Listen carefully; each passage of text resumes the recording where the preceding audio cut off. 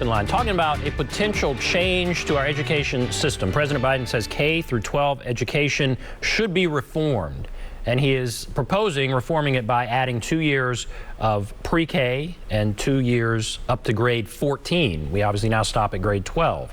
What do you think of that? How would we pay for that? We have with us Dr. William Doyle. He's public policy and higher education professor at Vanderbilt and is able to talk about all kinds of fascinating trends and everything in higher education. And so I think I saw a story on our news tonight talking about fewer people are going to college. Is there an erosion in trust or in whatever it may be? And should colleges be concerned about that? I do think we should be concerned. I think that there's a lot of people who could really benefit from additional years of education, and they're not going. And I think they have, good reasons for that. First of which is the level of debt that we're asking students to take on is really daunting. You're kind of looking at this huge amount of debt that you're going to be asked to take on the idea that you'll get a good job and you'll be able to pay that off over time. Now that works out for most people. That's actually kind of the way that the system is still working for a lot of people. But it still seems awfully risky. And I think certainly, in looking at the labor market in the last couple of years, where we saw rapid increases in unemployment. It's kind of coming back now. A lot of people lost their jobs. People could be pretty reasonably hesitant to take on these high prices and this additional debt, given that they're facing an uncertain labor market. Now, it's still to just reiterate, it's still a good idea. It'll still work out for most people, but I can understand that people would see that as a risky proposition. At what point does it? At what point would you advise a student, no, don't do it? You know what I mean? I guess if rates get so high, is there that tipping point, or you think, I guess the jobs would hopefully pay more and that kind of thing? I think it's that there's all of these kind of wrinkles to these things. I mean, but the big thing is a level of debt that's reasonable given the kind of earnings that somebody from a given major or a given program is gonna get. So and there's big differences across different majors. So like somebody with a bachelor's degree in computer science is their entry level wages are gonna be like $65,000 a year. And somebody with a bachelor's degree in psychology, their entry level wages are gonna be like $34,000 a year. So it's this really big difference. Somebody goes on to a graduate degree, they get a law degree or a medical degree, they can borrow a lot of money, they're going to be able to pay that back. So it's that balance that's really important. What is, for the program and the degree that somebody's going to be in, what do we know about the earnings of somebody in that program, with that degree, and what's a reasonable level of borrowing? We didn't used to ask people to borrow this much, right? It's one of these things that over generations, we kind of drifted into this system. So people of my generation weren't asked to borrow that much. People of my parents' generation, barely had to. And we've kind of put this additional burden on people who are kind of going to college right now. And I do think we should think carefully about that and, think about things that we can do to make sure that, if they do have to borrow, it's a reasonable amount and it's, tied to how much they're likely going to make. What do you think about canceling student loan debt? So the people who have the most difficulty paying back their loans aren't the people with the really high loan balances. It's this kind of like weird thing that you hear these stories. Somebody borrowed $100,000, $200,000 to go to college. It's like, that's so much money. Most of the people who borrow a lot of money to go to college actually are able to pay it back.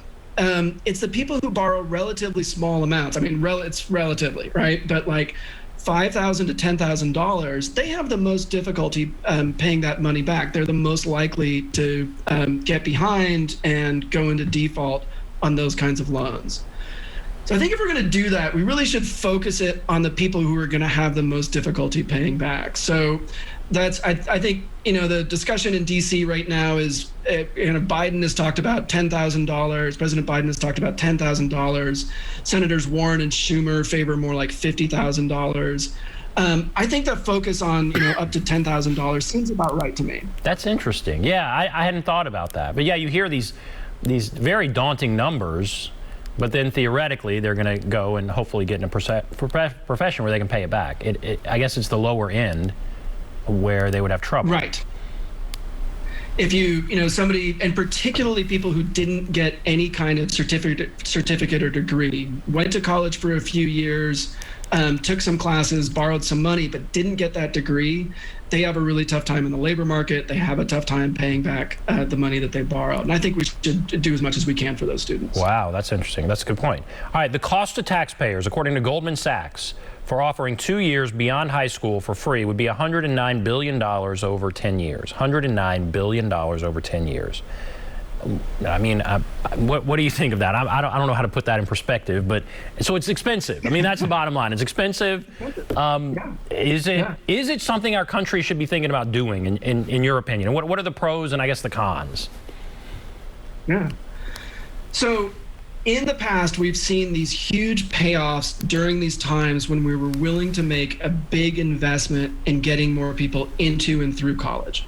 So the first one of these was the GI Bill. When the veterans came back from World War II, we offered them free college. And in fact, kind of like living stipends and a place to live and some other things as well. And they weren't sure it was going to work. That we'd never kind of gone through something where we offered that much college to that many people, and it paid off huge dividends over the next 20 or 30 years. And then similarly, in the 1960s and the 1970s, we made a tremendous investment, particularly in building institutions and making sure that they were inexpensive. So those are the years when we built all these community colleges. In the 70s, we were building about a community college every week in the United States. Most of the time, students could go to those for free or really close to free. So they charge people $5 a credit, $10 a credit. And so this idea isn't new, right? This isn't the first time we've tried to make these kind of investments. And I think our track record is really good. Each time we've offered these new investments to get more people into and through college, we've seen this tremendous payoff in terms of having a really productive economy, a really productive society.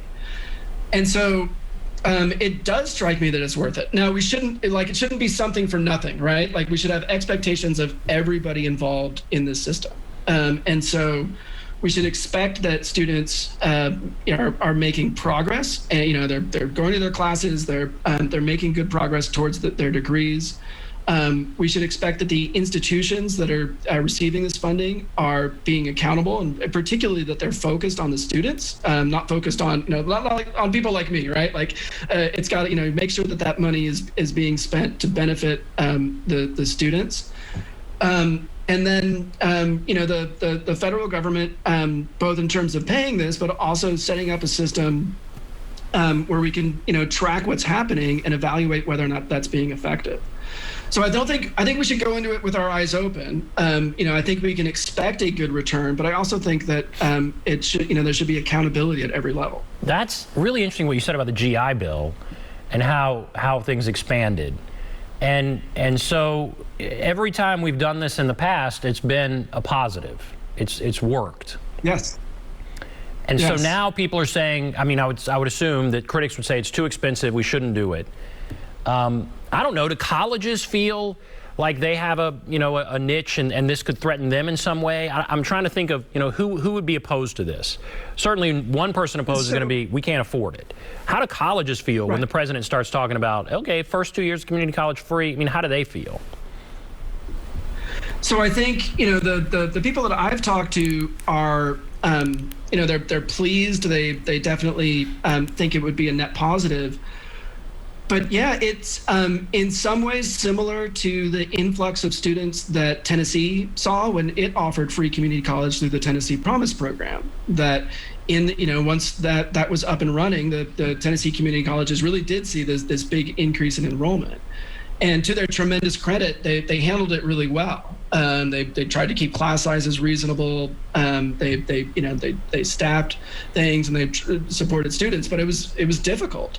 And so that is a concern, that these institutions, an institution sees, a huge increase in enrollment, making sure that you have the faculty to teach and you have the facilities to teach in and the supports for the students.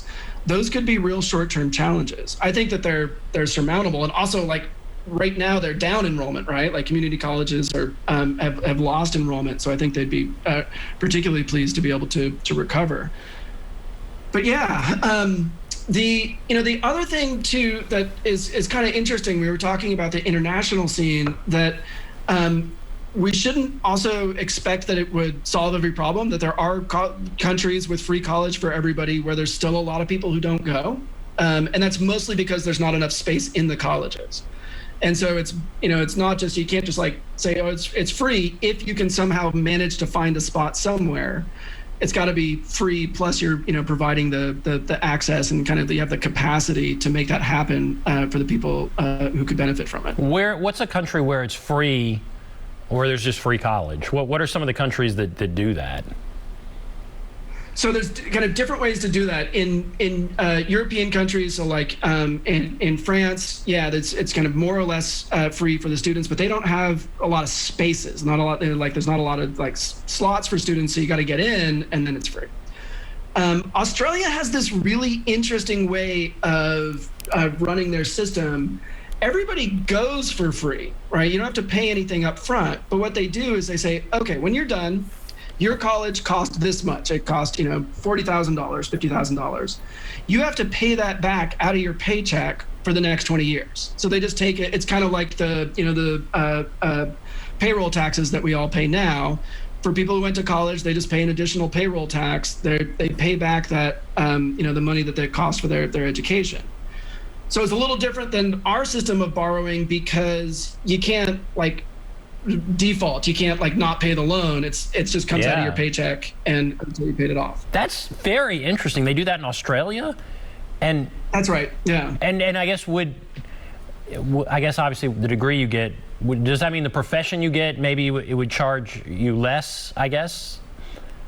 Yeah, so it does. It just kind of runs for 20 years on a percent. So yeah, you go off into investment banking, the government kind of makes a profit from that individual, right? But somebody goes and works in early childhood education, they don't make as much, they don't have to pay back as much. But it works out for everybody, kind of overall those differences work out. But yeah, it just depends on the type of job that you take. And you said France. So France, it's free, but they're not maybe an unlimited number of spots. Does that mean people who test the best? I mean, they're taking the smartest, the ones who get in, I guess, right? They're right. That's right. Yeah. So they take people with high test scores. It ends up being a lot of high income people. So yeah, you have this system where it's free, but a lot of people with pretty good incomes who could, pay to go to college or pay some of it, they're the ones going for free. And then there's, other people who, just there's no spot for them. So yeah, it can't just be free. It's got to be with a place for people. It's fascinating. I do think it's so interesting. All right, we're going to take a break. We'll continue our discussion when we come back. There's the number. You want to call 615-737-PLUS, 615-737-7587. We'll take a break. Be back right after this.